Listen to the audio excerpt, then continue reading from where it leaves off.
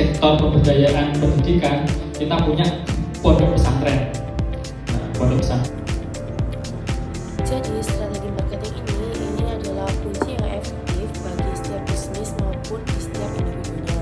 Jadi dalam 3 menit ke depan nanti kita akan membahas bagaimana sih caranya membangun strategi marketing ini yang akan mampu menarik perhatian, menciptakan nilai dan juga meningkatkan penjualan di setiap perdagangan.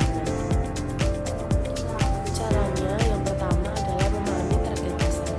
Jadi dari data demografi dan juga wawancara melalui pelanggan, langkah pertama adalah memahami target pasar.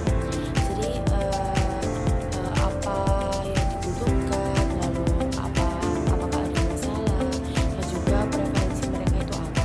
Jadi seperti usia, lokasi, dan juga kebiasaan belanja, ini digunakan untuk membuat profil pelanggan jadi lebih jelas. Dengan memahami kebutuhan mereka, kita bisa menciptakan pesan yang relevan dan juga personal.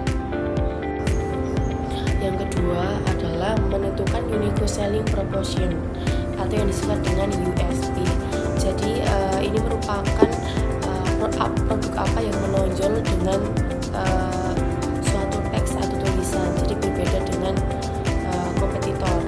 Lalu yang kedua, yang selanjutnya, ini menentukan apa yang membuat produk atau layanan ini menjadi berbeda atau yang kita disebut dengan unique selling proposition tadi. Jadi apakah produk kita ini lebih cepat, lebih murah, atau lebih inovatif. Jadi USP ini adalah suatu hal yang akan kita komunikasikan kepada pelanggan untuk menarik perhatian mereka agar merespon produk yang kita jual.